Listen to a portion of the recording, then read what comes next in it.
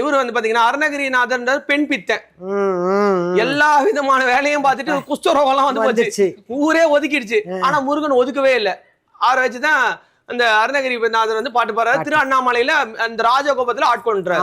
So அந்த மாதிரி தமிழ் கடவுள் அழகன் முருகன் சொல்லுவாங்க. ரொம்ப அழகா இருப்பாரு. ஒரு குழந்தை அழகா இருந்தா முருகன் மாதிரியே இருக்காப்பா அப்படின்னு சொல்லுவாங்க. ஏன்னா ரொம்ப அழகா இருப்பாங்க முருகன் மட்டும்.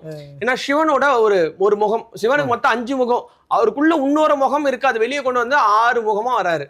ஸோ இதுல ஒரு இதுவும் இருக்கு. அம்பாள் வந்து பாத்தீங்கன்னா விநாயகர் வந்து தன்னோட உடம்பு முழுக்க மஞ்சளை பூசி அந்த அழுக்குல இருந்து பிடிச்சு வச்சுதான் பிள்ளையாரு. சிவன் தன்னோட உடம்புல இருக்கிற நெருப்பை எடுத்துட்டு வந்து சரவண பொய்கைன்னு குடிக்கிய அந்த குளத்துல இருந்து தாமரையில மலர்ந்தவர் தான் முருகன். சோ ஆணும் பெண்ணும் இல்லாம எந்த ஒரு இதுவும் வராது. அதனாலதான் விநாயகரோட தலையை எடுத்து மறுபடியும் யானை தலையை வந்து சிவன் வைப்பாரு.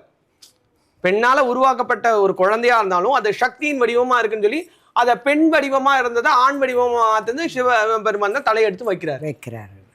ஸோ இப்போ முருகனுக்கு வந்து அம்பாள் தான் ஒன்று சேர்த்து ஒரே இதுவா மாத்துறா. ஸோ ரொம்ப வீரியம் ஜாஸ்தி.